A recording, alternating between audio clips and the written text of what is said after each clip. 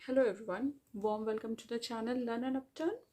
आज की इस वीडियो में हम अगेन बोर्ड एग्जाम सीरीज़ के बारे में बात करेंगे। अभी जो बोर्ड एग्जामिनेशन है 10th एंड 12th की, तो अभी थोड़ा टाइम है एग्जामिनेशन में। इसके पहले की वीडियो में मैंने आपको बताया है कि जब आप एग्ज़ाम देने जा रहे हैं, मतलब एग्ज़ाम वाले दिन एग्ज़ाम सेंटर पे पहुंच गए, आपको क्वेश्चन मिल गई है, तो वहाँ से आप कैसे कैसे स्ट्रैटेजी बनाएंगे या क्वेश्चन पेपर को कैसे समझेंगे या कैसे एग्जामिनेशन देंगे जिससे आप बेटर स्कोर कर सकें। इसके पहले की वीडियो में मैंने इस बारे में बताया है। आप चाहें तो आप वो भी चेकआउट कर सकते हैं। आज की वीडियो में मैं आपको बताऊंगी कुछ रिवीजन टिप्स। बहुत सारे सेंट्रल और स्टेट बोर्ड्स के एग्जामिनेशन अभी होने वाले हैं कुछ दिन में। अभी आपका रिवीजन टाइम चल रहा होगा जो कि बहुत ही ज़्यादा क्रूशियल टाइम है, जहाँ पे आपको थोड़ी नर्वसनेस भी होती है।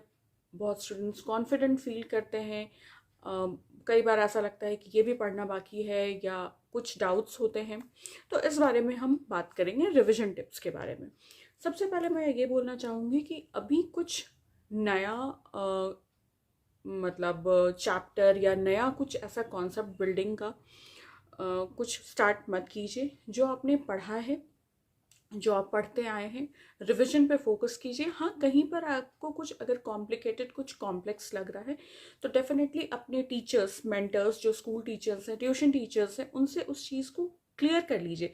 अगर आपको किसी पैटर्न से रिलेटेड लग रहा है क्वेश्चन आएगा, या कुछ क्वेश्चन में आपको डाउट्स है जिसके आने की चांसेस लग रहे हैं, आपको आप नहीं कहीं पे स्टक हो रहे हैं कुछ सैम्पल पेपर सॉल्व करते समय किसी क्वेश्चन में, तो आप उसको क्लियर ज़रूर कर लीजिए। ठीक है, सैम्पल पेपर सॉल्व कीजिए। बहुत सही तरीका होता है। सैम्पल पेपर से आपको बहुत कुछ का आइडिया लगता है, कितने क्वेश्चंस आते हैं, कितने मार्क्स के क्वेश्चन आते हैं, long question, short questions, very short answer questions या मल्टीपल चॉइस क्वेश्चंस, कितने मार्क्स के होते हैं, किस तरह से क्वेश्चन पूछे जाते हैं, क्या पूछा जाता है, प्रीवियस ईयर क्वेश्चन क्या आया है, या फिर क्या वर्ड काउंट होता है, वर्ड लिमिट क्या होता है। ये सारी चीज़ों का बहुत ज़्यादा आइडिया मिल जाता है। तो लास्ट टाइम पे सैम्पल पेपर्स सॉल्व कीजिए।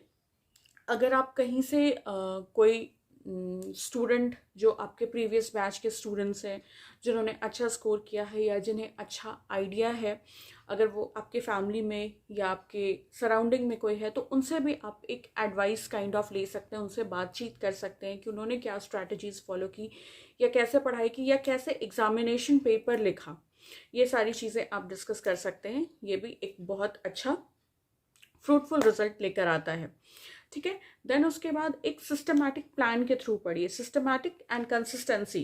सिस्टमैटिक आप अपना रूटीन या प्लान बनाइए और उसको कंसिस्टेंटली फॉलो कीजिए। पर डे आपके जो भी 5 मेन सब्जेक्ट्स हैं उस पर फोकस कीजिए।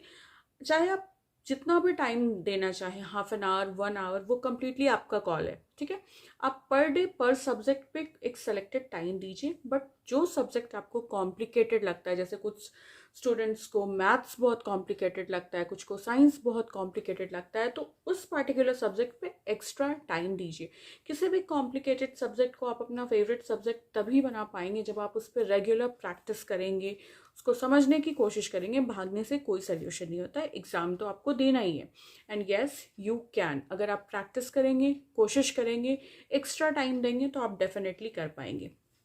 जब आप पढ़ाई कर रहे हैं तो ऐसा नहीं कि कंसिस्टेंटली, बहुत लोगों को मैंने ऐसे करता हुआ सुना है कि कंसिस्टेंटली 12-12 घंटा, 8-8 घंटा पढ़ाई कर रहे हैं। इसे मेरे अकॉर्डिंग ये बहुत ज़्यादा सही नहीं होता। इसके आपके हेल्थ पे भी इफ़ेक्ट पड़ता है। आपको साउंड स्लीप लेना बहुत ज़रूरी है 6 to 8 आवर्स का एग्जामिनेशन के समय। तो बीच में आपको बैलेंस डाइट लेना ज़रूरी है। फ्रूट्स वगैरह लीजिए, जो भी बैलेंस डाइट में। लाइट फूड्स लीजिए, बहुत हैवी फूड्स मत खाइए, बिकॉज फिर उसके बाद आपको सोने का मन करेगा, पढ़ाई करने का मन नहीं करेगा। इसलिए लाइट फूड्स लीजिए, बट हेल्दी फूड्स खाइए, हाइड्रेटेड रहिए, फ्रूट्स लीजिए। और बीच में proper 10 to 15 minutes, maximum of half an hour का गैप ले लीजिए, घूम लीजिए। और एक ही पोजीशन में बैठ के पढ़ाई मत कीजिए। जैसे अगर आप एक रूम में बैठ कर पढ़ाई कर रहे हैं, तो किसी और रूम में बैठ के पढ़ लीजिए फिर थोड़ी देर के बाद, या घूम लीजिए, घूम के थोड़ा सा रिविजन कीजिए, रिकॉल कीजिए पॉइंट्स को, फ्रेश एयर में वॉक लीजिए। ये सब बहुत इंपॉर्टेंट होता है। सोशल प्रेशर अपने ऊपर आने मत दीजिए, कॉन्फिडेंट फील कीजिए। दूसरों से कंपेयर मत कीजिए खुद को कि वो इतना पढ़ाई कर रहा है। नॉर्मली ये स्टूडेंट्स बहुत ज़्यादा करते हैं कि वो इतना पढ़ाई कर रहा है। कौन कितना पढ़ाई कर रहा है उससे कोई इफेक्ट नहीं पड़ता। आपको जितना पढ़ना है एग्जामिनेशन के लिए उतना पढ़ाई कीजिए, खुद से मतलब रखिए। सोशल प्रेशर या फ्रेंड्स प्रेशर को एग्जाम का मोटो बनने मत दीजिए। आपको खुद के लिए पढ़ाई करना है, खुद के रिकॉर्ड्स को ब्रेक करना है, किसी और के रिकॉर्ड को ब्रेक नहीं करना है, ठीक है। उसके बाद जब भी आप रिविजन कर रहे हैं तो अब आपके पास वो टाइम नहीं है कि आप डिटेल में सब चीज़ को लिखते जाएंगे। जब आप पॉइंट्स को रिकॉल कर रहे हैं तो पॉइंट्स को लिखिए, उसका जो डिटेलिंग डिस्क्रिप्शन या एक्सप्लेनेशन है वो आप कर लेंगे वहाँ जाकर, बिकॉज आपने पढ़ा है, ठीक है। एक बार रफली देखना चाहते हैं तो देख लीजिए, पॉइंट्स को लिख लिख के प्रैक्टिस कीजिए, बिकॉज पॉइंट्स माइंड में रहेगा तो आप कुछ ना कुछ वहाँ पे जाकर रेलिवेंट लिख ही लेंगे। एक चेकलिस्ट बना लीजिए जिसमें इस तरीके से आपको क्या क्या चीज़ को कवर अप करना है उसको टिक करते जाइए, या एग्जामिनेशन डे के लिए भी चेकलिस्ट बना लीजिए। आपको अपने क्या क्या डॉक्यूमेंट्स या क्या क्या स्टेशनरीज कैसे कैसे सारी चीज़ें रखनी है, तो इससे क्या होगा कि कोई भी चीज़ मिस होने का कुछ भी चांस नहीं रहेगा। जो आप सब्जेक्ट्स आपको कॉम्प्लिकेटेड या डिफ़िकल्ट लगते हैं उसमें हेल्प ले लीजिए, एक्स्ट्रा टाइम दीजिए। और जब आप फ्रेश माइंड जब आपका रहता है, यानी जब आप ब्रेक लेकर आ रहे हैं या सुबह उठ रहे हैं, जब आपका फ्रेश माइंड है तो उस टाइम पे ऐसे सब्जेक्ट्स को पढ़ाई कीजिए जो आपको डिफ़िकल्ट लगते हैं। तो वो ज़्यादा मतलब फ्रेश माइंड से जब आप उस चीज़ को पढ़ते हैं तो वो समटाइम्स बहुत ज़्यादा इजी गोइंग हो जाता है समझना चीज़ों को, या आप लर्न कर पाते हैं या आप उसको अच्छे से सॉल्व कर पाते हैं अगर आप मैथ्स वगैरह बना रहे हैं तो। And most last point and most important point, self believe.